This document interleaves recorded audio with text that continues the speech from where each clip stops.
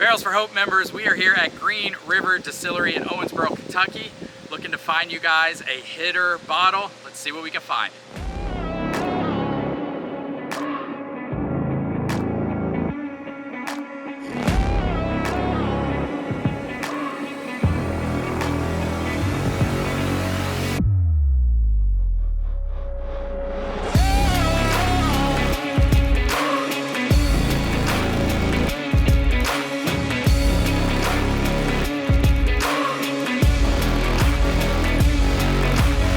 So, original roots date all the way back to 1885, founded by J.W. McCulloch.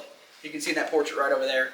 Now, before J.W. was actually in the distilling industry, he was actually a tax gager for the distilling industry. So you could say he wasn't really a liked man at the time. But he traveled all across the United States doing his job, and he decided he could do it better than everybody else. So he actually purchased what was known as the Eagle Distillery. It was over on the Green River, and they moved everything here to the Ohio River for better shipping routes, shipping purposes. That Ohio River goes a lot more places than the little Green River does over there in McLean County. But while being here, Green River whiskey actually became the most advertised whiskey in the entire world. I'm sure you've seen the DSP KY10 all over the place today. Does anybody not know what DSP numbers are? Yes, no, maybe? If you don't, they're essentially license numbers, and in the state of Kentucky they were headed out in order. So we do actually hold the 10th Otis Distilling license number in the state of Kentucky. But being the 10th Otis Distillery in Kentucky, that comes with a lot of cool stories, tons of rich history. One of those cool stories is that Green River whiskey was actually traded for 20 barrels of Green River whiskey were actually traded for shares in the Colorado gold mine. With that gold mine unfortunately not active anymore, they ceased all operations in the early 2000s, I want to say. But they traded the 20 barrels. I mean, they ran it dry of all the gold, all the silver, and then all the lead. So the whiskey that was traded back then is actually known as the most expensive whiskey ever sold. So pretty cool story. Our tasting room across the way pays homage to that.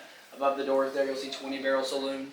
Today we're doing about 105,000 barrels every single year, making us one of the largest privately owned bourbon distilleries in the entire world. So.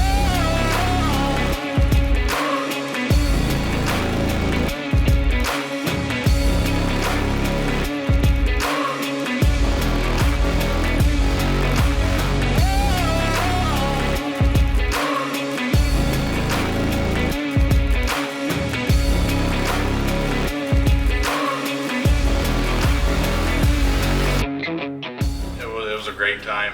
The camaraderie was awesome, but the barrel we picked today, it came down to two. We had to do another blind to decide because they were both so good.